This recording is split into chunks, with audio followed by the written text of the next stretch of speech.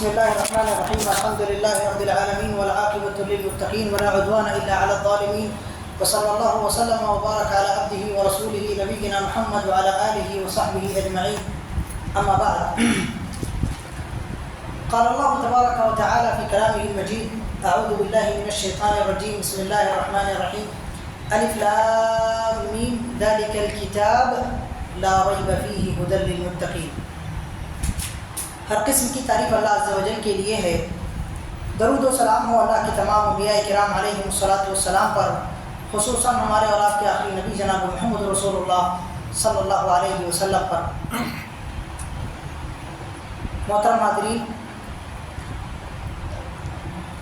سورہ بقرہ سے متعلق ہماری باتیں چل رہی تھی اور الحمدللہ تراویح کی نماز میں ابھی سورہ بقرہ ہی جاری ہے. گزشتہ کل ہم نے سورہ بقرہ کی چند فضیلتیں جانی تھی. سورہ بقرہ کے سلسلے میں ہمیں یہ جاننا بہت زیادہ ضروری ہے کہ اللہ رب العالمین نے سورہ بقرہ کو سورہ بقرہ کے نام سے موسوم کیوں کیا. دراصل اللہ رب العالمین نے سورہ بقرہ کو اس نام سے موسوم اس وجہ سے کیا کہ اس سورت میں بنی اسرائیل میں بقرہ کا ایک واقعہ ہوا. اللہ رب العالمین نے انہیں ایک بقرہ ذبح کرنے کے لیے کہا.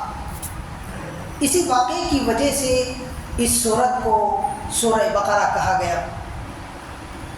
اس واقعے کی خاصیت یہ ہے کہ یہ واقعہ پورے قرآن کریم کے اندر صرف آپ کو سورہ بقرہ کے اندر دیکھنے کو ملے گا. اس کے علاوہ دیگر کسی صورت کے اندر آپ کو یہ واقعہ دکھائی نہیں دے گا. دراصل اس صورت کا عنوان بنانے کا ایک بڑا مقصد یہ ہے کہ اللہ رب العالمین اس بقرہ کو ہمارے لیے استجابت کا ایک رمز بنانا چاہتا ہے. آپ سورہ بقرہ کے اندر دیکھیں، اللہ رب العالمین نے دراصل استجابت اللہ کے اوامر کے لیے، استجابت اللہ رب العالمین کے نواہی کے لیے امتحان کے طور پہ رکھی. اللہ رب العالمین نے سورہ بقرہ کے اندر ذکر کیا کہ سب سے پہلا امتحان فرشتوں کا لیا گیا، شیطان کا لیا گیا.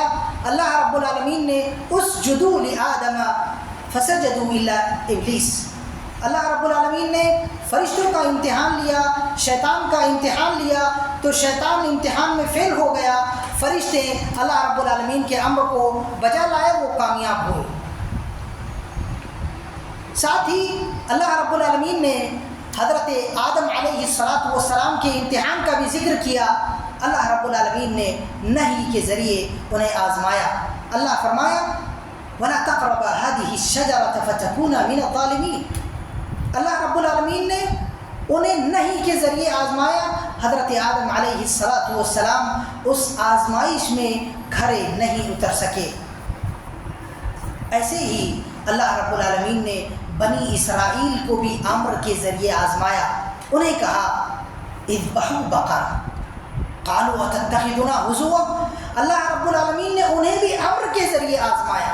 اور یہاں اللہ رب العالمین اس بقرہ کو بطور استجابت کے رمز کے ہمارے سامنے رکھ کر اللہ رب العالمین اوامر کے ذریعے، نواہی کے ذریعے ہمارا بھی ایسے ہی امتحان لے رہا ہے جیسا کہ اللہ رب العالمین نے فرشتوں کا امتحان لیا، جیسا کہ اللہ رب العالمین نے حضرت آدم علیہ السلام کا ایگزام لیا، اور جیسا کہ اللہ رب العالمین نے بنی اسرائیل کا ایگزام لیا. بنی اسرائیل امتحان میں فیل ہو گئے. اللہ رب العالمین نے صحابہ کرام رضوان اللہ علیہم اجمعین سے کہا کہ آپ کو بنی اسرائیل کی شکل اختیار نہیں کرنی ہے. بنی اسرائیل نے کہا: سمعنا وعصینا. ہم نے سنا اور ہم نے نافرمانی کی. اللہ فرماتا ہے: من الذین ہادوا، یہودیوں میں سے بعض لوگ ایسے کہتے ہیں کہ ہم نے سن لیا اور اس کے بعد میں ہم نے نافرمانی کر لی. اللہ رب العالمین ہم لوگوں سے یہ نہیں چاہتا، بلکہ اللہ رب العالمین ہم سے استجابت تامہ چاہتا ہے. یا ایھا الذین آمنوا استجیبوا للہ وللرسول اذا دعاکم لما یحییکم واعلموا ان اللہ یحول بین المرء وقلبہ. اللہ رب العالمین نے یہی چیز جب صحابہ کرام رضوان اللہ علیہم اجمعین سے طلب کی تو الحمدللہ صحابہ کرام رضوان اللہ علیہم اجمعین اس امتحان میں کامیاب ہوئے۔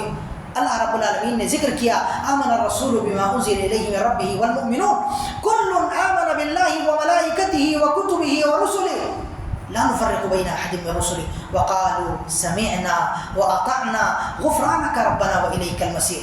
اللہ رب العالمین نے مثال کے طور پہ استجابت میں کامیاب ہونے والے لوگوں کی مثال کے طور پہ حضرت ابراہیم علیہ السلام کی مثال رکھی۔ وَإِذِ ابْتَلَىٰ إِبْرَاهِيمَ رَبُّهُ بِكَلِمَاتٍ فَأَتَمَّهُنَّ قَالَ إِنِّي جَاعِلُكَ لِلنَّاسِ إِمَامًا۔ جب حضرت ابراہیم علیہ السلام استجابت کے معیار پہ پورے اترے، اللہ رب العالمین نے لوگوں کو ان کو امام بنا دیا۔ صحابہ کرام رضوان اللہ علیہم اجمعین کو اللہ رب العالمین نے تحویل قبلہ کے ذریعے آزمایا۔ اللہ رب العالمین نے صدر میں ہونے والے خیالات پر گرفت کا حکم نازل کر کے انہیں آزمایا۔ صحابہ کرام رضوان اللہ علیہم اجمعین سمعنا و اطعنا کہتے ہوئے سرنڈر ہو گئے۔ اللہ رب العالمین نے انہیں ایمان کی کسوٹی قرار دیا۔ اللہ فرماتا ہے فَإِنْ آمَنُوا بِمِثْلِ مَا آمَنْتُمْ بِهِ فَقَدِ اهْتَدَوْا۔ تو یہاں پر سورہ بقرہ میں اللہ رب العالمین نے بقرہ کو ہمارے لیے استجابت کے رمز کے طور پر رکھا ہے، اور اللہ رب العالمین ہم سے یہ چاہتا ہے کہ ہم اللہ رب العالمین کے مکمل مطیع و فرما بردار ہو جائیں۔ اور بھائیو، بزرگوں اور دوستو، اگر آپ سورہ بقرہ کی تفاصیل میں جائیں گے تو آپ کو پتہ چلے گا کہ سورہ بقرہ فی الحقیقت سورہ فاتحہ کے اندر جو معانی بتائے گئے ہیں انہی کی تفصیل ذکر کرتی ہے۔ جیسے مثال کے طور پہ آپ دیکھیں، اللہ رب العالمین نے سورہ فاتحہ کے اندر اہدنا الصراط المستقیم کہا، اے اللہ ہمیں صراط مستقیم دکھا۔ تو ایک پڑھنے والے کے بندے کے دل میں سوال پیدا ہوتا ہے، پڑھنے والے بندے کے دل میں سوال پیدا ہوتا ہے کہ اللہ رب العالمین آخر یہ ہدایت کیا ہے؟ تو آگے اللہ کی طرف سے جواب آ رہا ہے ذَلِكَ الْكِتَابُ لَا رَيْبَ فِيهِ هُدًى لِّلْمُتَّقِينَ۔ یہ کتاب جو ہم نے آپ کے پاس میں اتاری ہے یہ ہدایت کا سرچشمہ ہے۔ اللہ رب العالمین نے یہاں پر دیکھیں ذالک الکتاب میں ایک نقطہ اہل علم ذکر کرتے ہیں کہ یہاں پر اللہ رب العالمین نے الکتاب ہی کیوں ذکر کیا؟ اللہ رب العالمین نے القرآن کیوں نہیں ذکر کیا؟ اصل تو قرآن کریم کی صداقت کو، قرآن کریم کے اعجاز کو ذکر کرنا مقصود تھا، تو اصل ہونا چاہیے تھا ذالک القرآن لا ریب فیہ، لیکن اللہ رب العالمین نے الکتاب کہا۔ دراصل اللہ رب العالمین نے یہاں پر الکتاب اس لیے ذکر کیا تاکہ اللہ رب العالمین الکتاب کہہ کر دیگر جتنی کتابیں اللہ نے اس سے پہلے نازل کی ان ساری کتابوں کو اللہ رب العالمین منسوخ کر دے۔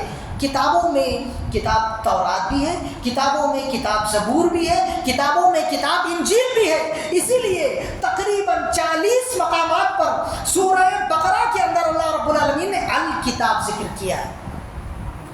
اب دیکھیں اللہ رب العالمین فرماتا ہے اتأمرون الناس بالبر وتنسون انفسکم وانتم تتلون الکتاب۔ اللہ فرماتا ہے الذین یؤمنون